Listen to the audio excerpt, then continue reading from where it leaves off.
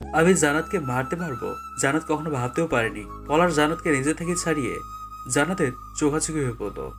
সে তোর শার্টের সব বোতামই প্রায় খুলে ফেলেছিল। এমন সময় আমি আর হিমেল তাকে বাধা দিই। তাকে আর তার সাহায্য করা ওয়েটারকে আমরা অনেক ধোলাই দিলাম। তারপর তোকে এখানে নিয়ে আসি। আর হিমেল তোকে কেন মারলো এটা বরঞ্চ তুই গিয়ে জিজ্ঞেস কর। জান্নাত পলাশের কথাগুলো এক মনে শুনছিল। জান্নাত এখনো বিশ্বাস করতে পারছে না যে সে এত বড় বিপদের হাত থেকে বেঁচে এসছে। আজ আমরা না থাকলে জান্নাত হয়তো আর কাউকে মুখ দেখাতে পারতো না। জান্নাতের পলাশ তৎক্ষণাৎ রুম থেকে বেরিয়ে পড়ে। আমি জান্নাতের বাসার বাইরে চেয়ারে বসে আছি। আমি উল্টো দিকে মুখ দিয়ে বসে আছি দেখে জান্নাত আমার কাঁধে হাত রাখলো, কিন্তু আমি তড়িৎ গতিতে হাতটা সরিয়ে নেই। জান্নাত তখন জোর করে আমাকে তার দিকে ঘোরালো। জান্নাত দেখতে পেল আবার গাল বেয়ে অশ্রুপাত হচ্ছে। পলাশ আর জান্নাত জীবনে কখনো আমাকে কাঁদতে দেখেনি। জান্নাত অবাক স্বরে বলল, হিমেল, তোর চোখে পানি? আমি তোর গায়ে হাত তুলবো এটা আমি কখনো স্বপ্নেও ভাবতে পারিনি রে। আমাকে মাফ করে দিস। কি করব বল, আমরা যে তোকে নিজের বেস্ট ফ্রেন্ড মনে করি, তুই বারবার ভুল করে গিয়েছিস আর আমরা তোকে সাপোর্ট করে গিয়েছি, কিন্তু তুই এখনো এই দুনিয়ার সম্পর্কে ভালো করে জানিসই না। তোকে বলেছিলাম এসব ছেলে পটানো ছেড়ে দে আর নিজের ক্যারিয়ার নিয়ে ভাবতে থাক, কিন্তু তুই শুনিসনি আমার কথা। তুই ভাবতে পারছিস আজ আমরা সেখানে সময় মতো না পৌঁছালে কি হতো? আই এম সরি দোস্ত, আমি সত্যি বলছি, আতিক এরকম কাজ করবে আমি ভাবতে পারিনি। আমি এখন থেকে ভালো হয়ে যাব। এই যে তোদের কসম কেটে বললাম, আমি আর এইসবে নিজের সময় নষ্ট করব না। আমি এখন থেকে নিজের ক্যারিয়ারের দিকে মনোযোগ দিব আর তোর কথা মতো সেই জীবন সঙ্গীর অপেক্ষা করব। আমি নিজের বাম হাতের উল্টো পাশ দিয়ে নিজের চোখ মুছে পড়লাম। তুই সত্যি বলছিস তো? জান্নাত তখন হাসি মুখে বলল, হ্যাঁ রে, সত্যি বলছি। এরপর আমি পলাশ ও জান্নাত নিজেদেরকে স্বাভাবিক করে কিছুক্ষণ আড্ডা দিলাম। পরের দিন সকালে সময় মতো ভার্সিটিতে চলে গেলাম। এভাবেই আমাদের জীবন কাটতে থাকে। দিনের পর দিন চলে যায়, মাসের পর মাস চলে যায়। জান্নাত এখন অনেকটাই পাল্টে গেছে। আবারও ইয়ার চেঞ্জ করে 3rd ইয়ারে উঠে গেলাম। জান্নাত এবার সবাইকে অবাক করে 2nd পজিশনে উঠছে। যেখানে সে সবার শেষে থাকতো, এবার সে অনেক ভালো রেজাল্ট করেছে দেখে সবাই অনেক খুশি। সব প্রফেসররাও জান্নাতের রেজাল্টে অবাক হয়েছে। বরাবরের মতো আমি ফার্স্ট হয়েছি। ভার্সিটির ক্যান্টিনে আমি, পলাশ আর জান্নাত বসে আছি। আমরা সবাই বসে আড্ডা দিচ্ছিলাম। এমন সময় একটা ছেলে আসলো। ছেলেটা যে হ্যান্ডসাম সেটা যে কেউ দেখে বলে দেবে। হাইটে 6 ফুট তো হবেই। সম্ভবত ছেলেটা লাস্ট ইয়ারের। ছেলেটা প্রফুল্লিত কণ্ঠে বলল, হাই এভরিওয়ান, কেমন আছো তোমরা? জি ভাইয়া, আমরা ভালো আছি। আপনি কেমন আছেন? আমি ভালো আছি। আর ওই ভাইয়া বলা ছাড়ো, আমি তোমাদের সমবয়সী, কলমি আকাশ। আমার নাম আকাশ। বাই দ্য ওয়ে, আমি কি তোমাদের বন্ধু হতে পারি? আমরা তিনজন একে অপরের দিকে তাকাতে শুরু করলাম। আমি আকাশের দিকে দৃষ্টিপাত করে বললাম, ভাইয়া আপনি আমাদের 1 বছরের সিনিয়র, আপনি কেন আমাদের বন্ধু হতে চাইছেন সেটাই বুঝতে পারছি না। আকাশ তখন কিঞ্চিত হেসে বলল, আসলে আমার লাইফে তেমন কোনো বন্ধু নেই। ভার্সিটিতে উঠে তেমন বন্ধু নেই। যারা বন্ধু হতে এসেছিল তারা সবাই আমার বাবার টাকা পয়সার জন্য বন্ধু হতে এসেছে। আমি এই ভার্সিটি 2nd ইয়ারের পর থেকে তোমাদের খেয়াল করছি। তোমাদের 3 জনের বন্ধুত্ব শুধু আমার নয়, বরং সবার নজর করে। এমনকি অনেকে তোমাদের বন্ধুদের থেকে হিংসাও করে। তাই আমি যদি তোমাদের বন্ধু হতে পারি তাহলে আমি নিজেকে অনেক সৌভাগ্যবান মনে করব। আমি তখন জানাতার পলাশের দিকে তাকালাম। তারা কিছুক্ষণ ভেবে মাথা নেড়ে হ্যাঁ বোধক সম্মতি দিল।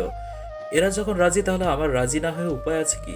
তাই আমি হাসি মুখে বললাম, সমস্যা নেই আকাশ, আজ থেকে তুমিও আমাদের বন্ধু। যেহেতু বন্ধু তাই আপনি করে বলতে পারবো না, আর যেহেতু নতুন তাই অন্তরঙ্গ বন্ধুদের মতো তুই করেও বলতে পারবো না। বন্ধুত্ব মুখ দিয়ে নয়, বরং অন্তর দিয়ে করতে হয়। আমার কথা শুনে আকাশ খুশি হলো। আমরা টুকটাক কথা বলে নিলাম, সাথে আকাশের ব্যাপারে অনেক কিছু জেনে নিলাম, আর সেও আমাদের 3 জনের ব্যাপারে অনেক কিছু জেনে নিল। আকাশকে কেন জানি আমার সুবিধার মনে হচ্ছে না। আমার মনে হচ্ছে আকাশ আমাদের সাথে বন্ধুত্ব করতে আসেনি, আমাদের কাছে আসার জন্য তার অন্য কোনো স্বার্থ আছে। আমি কারোর সাথে একটু কথা বললেই তার মনের কথা বুঝতে পারি। আমরা অনেকক্ষণ আড্ডা মেরে মেরে যে যার বাসায় চলে যাই। বাসায় আসতে আবু বলে উঠলো, হিমেল শোন, আগামীকাল আমরা কুমিল্লা যাব। আমি ভ্রুকুসে জিজ্ঞেস করলাম, হঠাৎ কুমিল্লা কেন? আমু আমাদের কথোপকথনের মাঝে এসে বলতো, আরে তোর খালাতো বোন জেরিনের বিয়ে আগামী সপ্তাহে। তো আমি কি করবো ওই শাকচুনির বিয়েতে? আম্মু তখন ঝাঁঝালো কণ্ঠে বলতো, কি করবি মানে? তুই জেরিনের একমাত্র খালাতো ভাই আর তুই যাবি না? আম্মু তুমি বোঝার চেষ্টা করো, আমার সেখানে একা একা ভালো লাগে না। একা একা কোথায় থাকতে বলছি তোকে? জেরিন তোর সাথে জান্নাত আর পলাশকেও আসতে বলেছে। ওই শাকচুনি এটা বলেছে? বাহ, তাহলে তো যেতেই হবে। তোমরা সকাল সকাল চলে যেও। আমি পলাশ আর জানাতের সাথে ভার্সিটি ক্লাস শেষ করে কুমির উদ্দেশ্যে রওনা দেবো। ঠিক আছে, তোর যা ইচ্ছা তাই করবি। এরপর আমি নিজের রুমে চলে গেলাম। ও, আপনাদের বলা হয়নি, জেরিন আমার খালাতো বোন। জেরিন পলাশ আর জানাতকে অনেক আগে থেকেই চেনে। জেরিন অনেকবার আমাদের বাসায় এসছে, আর সেই সূত্রে পলাশ আর জানাতের সাথেও পরিচয়। জেরিনও আমাদের 2 ব্যাচ জুনিয়র, তারপরেও আমরা একে অপরকে তুই করেই বলি। পরের দিন ভার্সিটিতে গিয়ে দেখি জানাত আর আকাশ হেসে হেসে কথা বলছে। কেন জানি না জানাতের সাথে আকাশে হেসে হেসে কথা বলা আমার সহ্য হচ্ছে না। আমি তাদের মাঝখানে গিয়ে বসলাম, বললাম, কি নিয়ে হাসাহাসি হচ্ছে দু বন্ধুর মাঝে? ও তাই নাকি? আকাশ, আমাকে কয়েকটা যোগ শোনাও। আমার আশাতে আকাশ একদমই খুশি হয়নি, তা দেখেই বোঝা যাচ্ছে। আমাদের কথা বলার মাঝে পলাশ এসে পড়লো। কিছুক্ষণ আড্ডা দিয়ে আমরা ক্লাসে চলে গেলাম। আমি পলাশ আর জানাতকে কুমিল্লে যাওয়ার কথা এখনো বলিনি। কেন জানি মনে হচ্ছে এখন বলা ঠিক হবে না। ভার্সিটি ক্লাস শেষ হতেই আমরা 3 জন বেরিয়ে গেলাম। গেটের সামনে যেতে দেখতে পেলাম আকাশ দাঁড়িয়ে আছে। পলাশ আকাশকে জিজ্ঞেস করলো, কি ব্যাপার আকাশ, তুমি বাসায় যাওনি? আসলে প্রতিদিন একা একা যাই, তাই ভাবলাম আজ তোমাদের সাথে যাই। তোমরা আমার গাড়িতে ওঠো। কেউ কিছু বলবে তার আগেই আমি গম্ভীর কণ্ঠে বললাম, সরি আকাশ, আমরা গাড়িতে উঠি না। আকাশ ফোঁস করে দীর্ঘ নিঃশ্বাস ফেললো। আকাশকে দেখে খানিকটা নিরাশ মনে হলো। তারপর আকাশ চলে গেল গাড়ি করে, আর আমরা হেঁটে হেঁটে যাচ্ছি। আকাশকে না করাতে পলাশও জানার চমকে উঠলো, তবুও তারা কিচ্ছু বলল না। কথা বলতে বলতে আমরা এলাকায় এসে পড়লাম।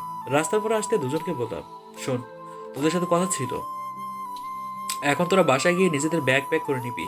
আগামী 1 সপ্তাহের জন্য আমরা ঘুরতে যাব। আমার কথা শুনে পলাশ বিস্ময়কর দৃষ্টিতে আমার দিকে তাকালো এবং বলল, কি বলছিস কি তুই? ঘুরতে যাব? কিন্তু কোথায় যাব? আর হুট করে কেন সিদ্ধান্ত নিলি? তা বললি না যে? পলাশ তো ঠিকই বলেছে, হুট করে তুই ঘুরতে যাওয়ার কথা কেন বলছিস?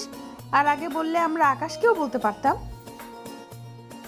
আকাশের নাম শোনা মাত্রই কেন জানি মন মেজাজ সব খারাপ হয়ে গেল। তবুও নিজেকে সামলে বললাম, আকাশকে কেন বলবো? আর আমরা ঘুরতে যাবো কুমিল্লায়। সেখানে আমার খালাতো বোন জেরিনের বিয়ে আগামী সপ্তাহে। জেরি তোদেরকেও আসতে বলেছে। আব্বু আম্মু সকালে চলে গেছে।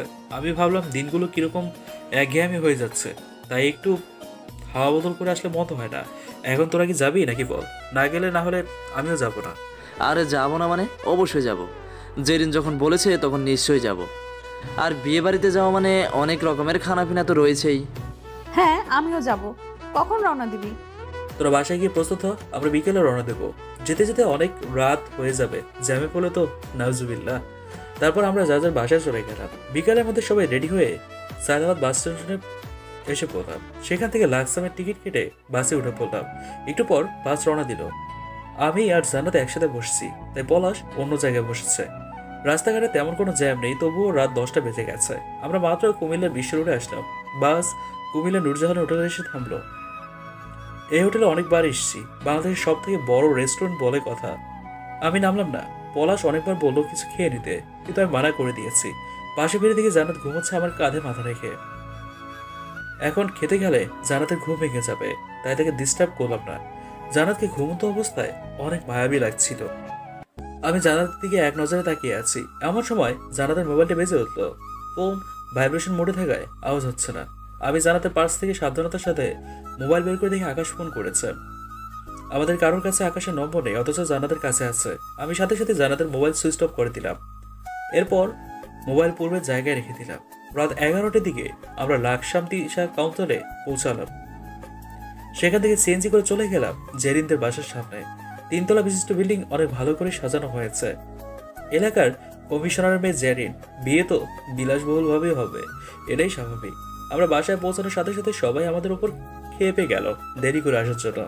বাসার সবাই পলাশ আর জান্নাতকে আমার বেস্ট ফ্রেন্ড হিসেবে জানে। জেরিনের সাথে দেখা করলাম।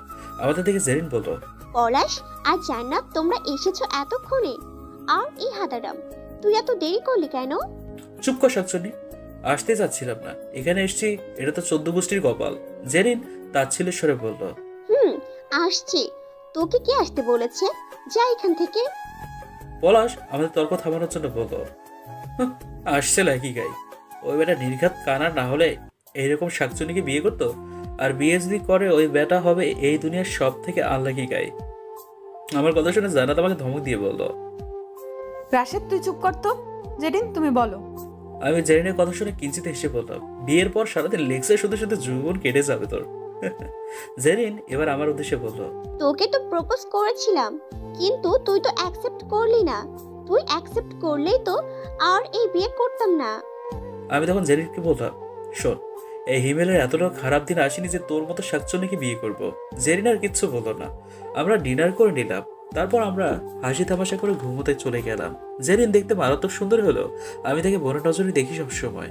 আমিও পলাশ এক ঘরে আছি, আর জানাত এবং জেরিন এক রুমে আছে। বিয়ে বাড়ি বলে কথা, রুম কি আর পাওয়া যাবে? সকালে সবার হইচইতে ঘুম ভেঙে গেল। বিয়ে বাড়িতে এসছে আর হইচই শুনে ঘুম ভাঙবে না, এটা কি হয়? এজন্যই আমি কোনো বিয়ে বাড়িতে আসতে চাই না। সে যাই হোক, আমি চোখ খুলে দেখি পলাশ মরার মতো ঘুমোচ্ছে। পলাশের পিছনে দিলাম একটা লাথি। পলাশ সোজা বিছানা থেকে পড়ে যায়। আম্মা বলে চিৎকার দিয়ে ওঠে। পলাশ পরিস্থিতি বুঝে বলল, কি রে, তুই আমাকে লাত্তি দিলি কেন? এই সরগুলো আমি ঘুমোতে পারছি না, তুই মরার মতো ঘুমাচ্ছিস। বন্ধু, এটা কি সহ্য করতে পারি? হ্যাঁ, তুই বল।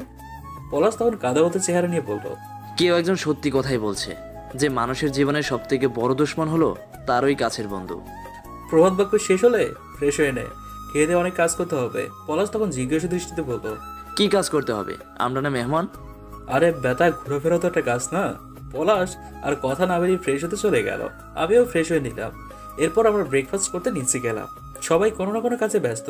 জেরিনের বাবা আমাকে দেখেই আমার দিকে এগিয়ে এলো। আমি আঙ্কেলকে দেখে সালাম দিলাম। তিনি সালামের উত্তর নিয়ে বললেন, ওয়ালাইকুম আসসালাম।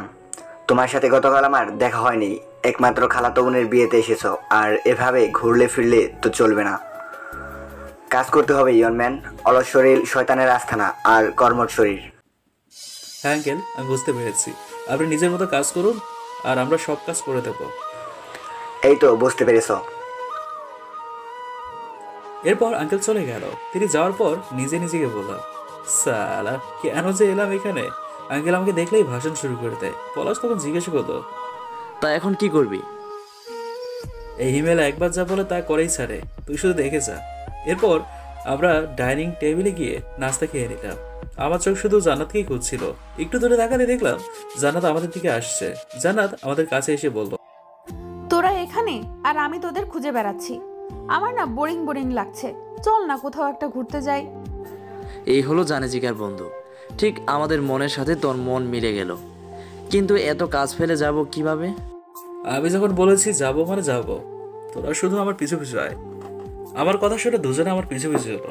আমি জেরিনের রুমের সামনে গেলাম। সেখানে জেরিনের সহ তার কিছু বান্ধবরা মিলে আড্ডা দিচ্ছিল। এখনো সবাই আসেনি। আগামীকাল গায়ে হলুদ, তাই সবাই আগামীকাল আসবে। যাদের বাসা কাছে তারাই শুধু আজকে এসছে। আমি রুমে প্রবেশ করে ধমক দিয়ে বললাম, এই শাকচুন্নির ঘরের পেতনিরা, তোরা এখান থেকে বের হ। তোদের হেড শাকচুন্নির সাথে আমার কথা আছে। জেরিনের বান্ধবীরা আমার দিকে তাকিয়ে ভেংচি কেটে রুম থেকে বের হয়ে গেল। জেরিন তখন রূপসকে জিজ্ঞেস করলো, কি রে, তুই ওদের কেন বের করলি আমার রুম থেকে? আমি স্বাভাবিক ভঙ্গিতে বললাম, আচ্ছা তোর এখানে দম বন্ধ হয়ে যায় না? বিয়ে বলে কি তোর কোনো ফ্রিডম নেই নাকি? হ্যাঁ, পরশু তোর বিয়ে, আর তুই কিনে কোরবানির গরুর মতো এখানে আটকে পড়ে আছিস। চল আমাদের সাথে ঘুরতে। অনেক দিন ধর্মসাগর যাওয়া হয়নি, সেখানেই যাব। আমার কথা মনে হয় কাজে দিয়েছে। জেরিন আমার কথা একটু নেড়েচেড়ে উঠল আর বলল, আমারও এইসব অসহ্য লাগছে, কিন্তু আব্বুর কড়া নিষেধ আছে। আমি কোথাও বের হতে পারবো না। প্লিজ তুই কিছু একটা প্ল্যান বের কর। আর কেউ জানুক আর না জানুক, আমি তো জানি তোর মাথায় সব সময় 2 নম্বরে বুদ্ধি কিলবিল করতে থাকে। তুই প্রশংসা করলি নাকি দুনাম করলি? হ্যাঁ, সে যাই হোক, আঙ্কেলকে ম্যানেজ করবো আমি।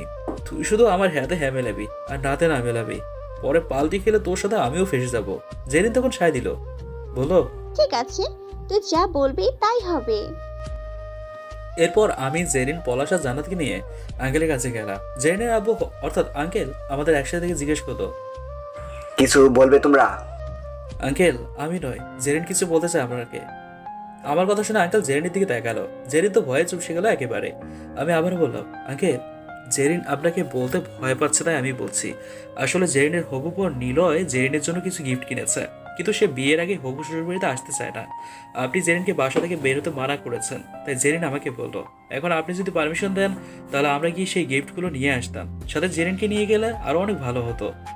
এতে দুজনের মধ্যে একটা বন্ধুত্বের সম্পর্ক সৃষ্টি হতো।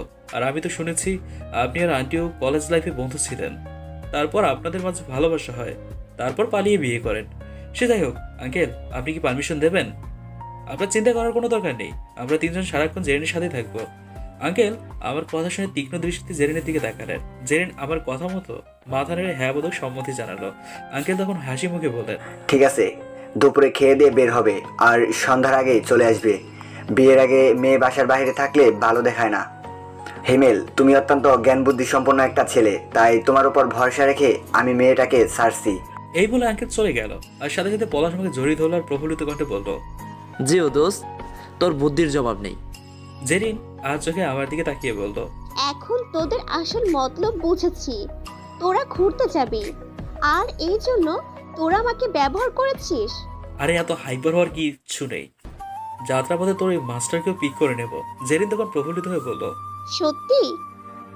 আমি পলাশ আর জান্নাতের উদ্দেশ্যে বললাম, সবাই দেখ, মাস্টারের কথা শুনে শাকচুনির শুকনো মুখে হাসির রেখা ফুটেছে। আমার কথায় সবাই হেসে দিল।